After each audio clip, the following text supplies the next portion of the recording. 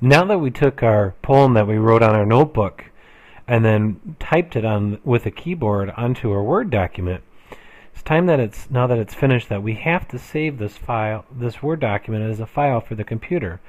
We have to do this so that if we have to come back at a later time to look at it, or to print it, or to change the words, we have a special spot on our computer to look for it, so we don't have to always keep it in our notebook.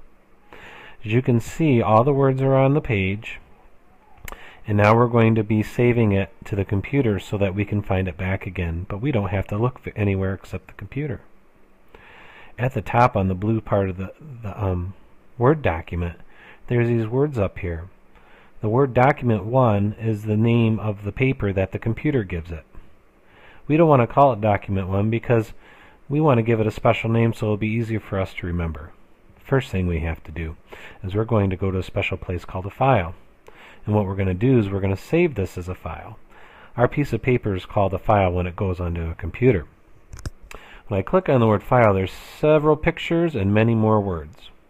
We have to give this a special name, so we're going to choose Save As. When I click Save As, something else shows up.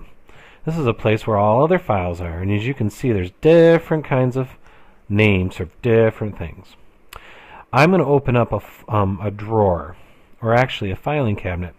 Like teachers have filing cabinets to store paperwork in, computers have filing cabinets too. These are different types of filing cabinets on the side. They don't look like filing cabinets, but they are. This one is the one that we usually go to when we want to save our file. It's called My Computer. I'm going to click on that. Now, here's some drawers on this filing cabinet. These are all different drawers. What we have to do right now is find a drawer to open and save it in, just like we have to open a drawer in a filing cabinet. We're going to open up this one called the C drive. Right there's the C. They have some words in front of it, but usually when you see these letters, those are really important. So we're going to open up this one called the C.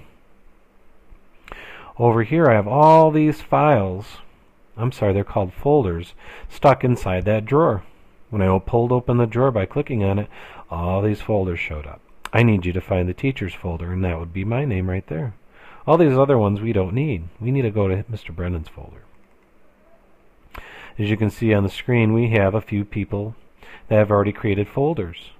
Those folders will store your papers that you've created under the document, or many other programs that we use.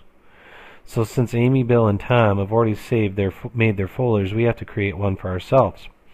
So before we can go to any of ours, we have to make one. And this one right here says create a new folder.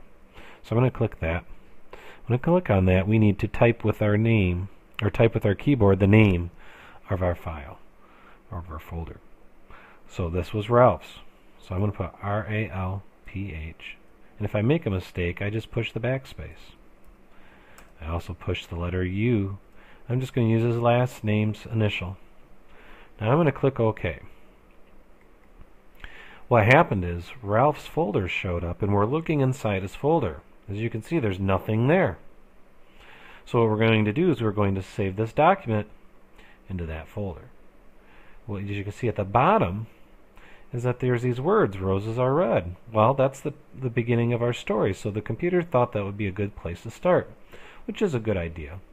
But what we're going to do is we're going to also put Ralph's name on it too. So I click right after the letter D, and you'll see a blinking line.